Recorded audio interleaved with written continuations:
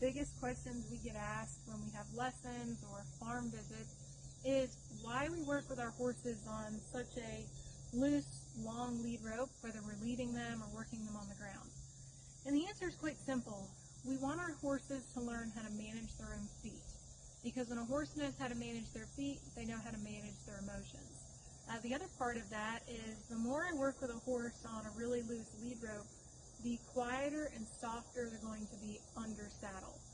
I tell people all the time that as human beings, we are telling horses things constantly without realizing it.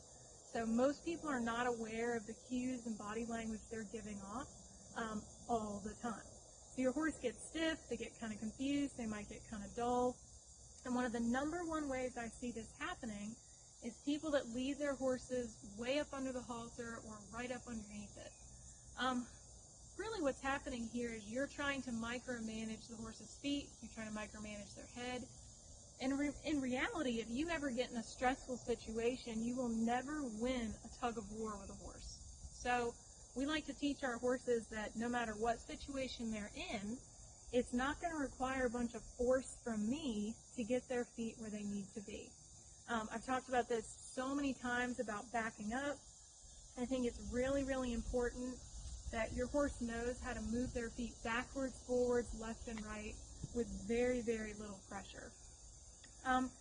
What I also think is that the way you lead your horse says a lot about how you're going to ride your horse.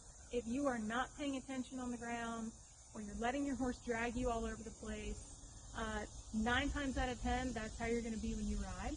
You're going to let your horse push through your hand, push through your leg. You're not going to be paying attention to the details that add up to a bigger problem.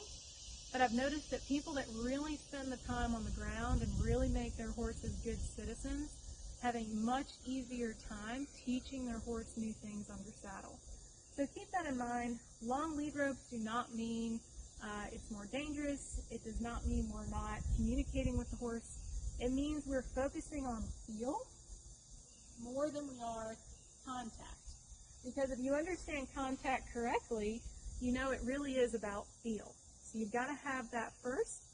But really what I'm getting at is don't do this.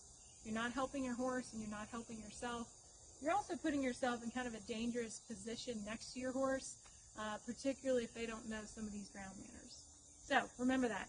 How you lead is how you're going to ride.